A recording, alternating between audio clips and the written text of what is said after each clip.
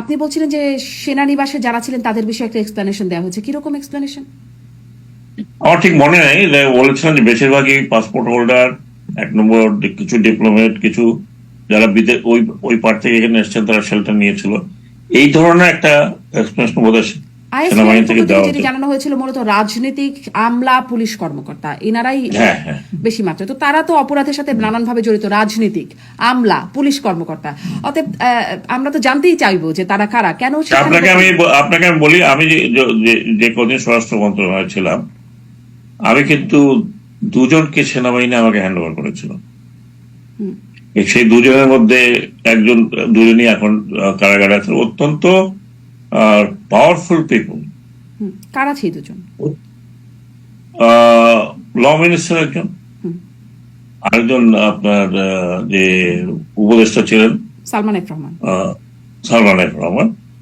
তারপরে আরো কয়েকজনকে আমি চলে আসা করার। তাহলে আসলে তাকে তারা পালিয়ে যাচ্ছিলেন সদরঘাট দিয়ে, এরকম একটা চিত্র আমরা দেখি। না, ওটা শোনা তো কতগুলো লিগ্যাল বাইন্ডিং আছে, সেটা এখন আমি এক্সপ্লেন করতে পারছি না।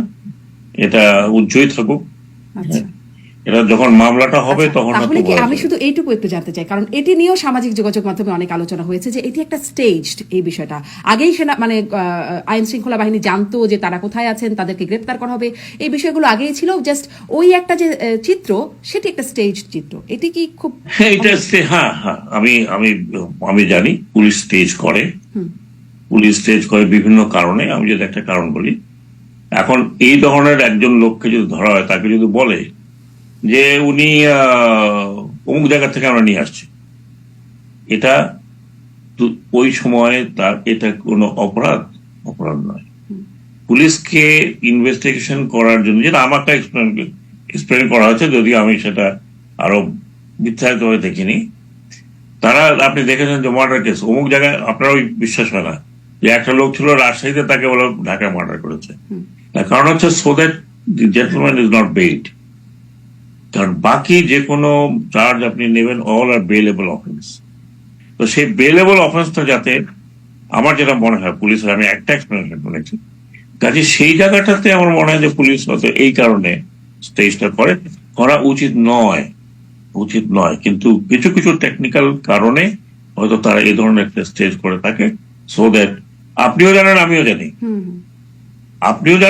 জানি, কিন্তু আমাদের পুরো সিস্টেমটা এরকম। আপনাকে আমি একটা উদাহরণ দেই। এই যে কিছু কিছু জায়গায় বেশ অনেকদিন এখন একটু কমেছে, এই যে আপনার শ্রম একটা সমস্যা, বিশেষ করে ঢাকা গাজীপুর এলাকাতে এবং আশুলিয়া এলাকাতে, এদের কিছু কিছু যারা উস্কানি দাতা ছিল তাদেরকে ধরা হলো, তাদেরকে রাত বিরতি ধরে তাকে ধরা হলো, তাকে দেওয়া হলো, মামলা দেওয়া হলো, 7 দিনের মধ্যে বেল নিয়ে চলে আসলো। তার কারণ তার কাছে সবই কিছু বেলেবল অফেন্স, অল আর বেলেবল অফেন্স। এবং জোর করে আপনি বেল দেবেন না সেটা অন্য কথা, কিন্তু অল আর বেলেবল অফেন্স এক্সেপ্ট ফিউ যে অফেন্স যেগুলো নন বেলেবল। তো এই কারণে আমার মনে হয় যে পুলিশ চেষ্টা করে যে উনি যাতে বেরোয় না যান, তাহলে ইনকোয়ারিটা আর হবে না। আলটিমেটলি আপনি দেখবেন তো কারোর ভিতরে মার্ডার কেস না, তাদের ভিতরে কম তাদের সহযোগী হিসাবে কাজ করেছে তার কর্মকাণ্ডে। তো ওই সময়কার সরকার আরো সাহস পেয়েছে ডু ইট।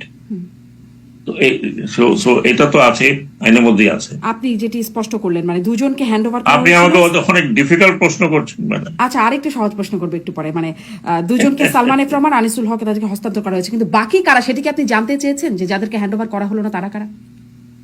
না, কারণ তখন আমার অত সময় ছিল না। আপনি দেখেছেন হ্যাঁ, আমার মোট স্টে ছিল 8 কি 9 দিন। ওই 9 দিনের মধ্যে আমি কতটুকু করতাম? আমার প্রথম এইম ছিল পুলিশকে বাইরে নিয়ে আসা, পুলিশকে সাহস দেওয়া টু ওয়ার্ক। ওইটাই ছিল আমার প্রধান এইম আমার ওই সময়, এবং সেটা আমি মোটামুটি কিছুটা করতে পেরেছি। জি, সেই 9 দিনে সেটি মানে সেই 600 বাকি কারা তারা জানাটা সম্ভব হয়নি, পরবর্তীতেও আসলে জানা যায়নি। আমরাও অনেকবার জানবার চেষ্টা করেছি, এটা আর শোনাও যায়নি, বের করা যায়নি কোনো। আমি ইন্টারেস্টিং, কেন আমার সাবজেক্টের মধ্যে পড়ে না আমার আচ্ছা, ঠিক মন্ত্রণালয়ের আছে, আমি সাবজেক্টের আসলে মধ্যে পড়ে। কঠিন প্রশ্ন হয়ে যাচ্ছে, আপনি বলছিলেন, আমি এটা বাদ দিই।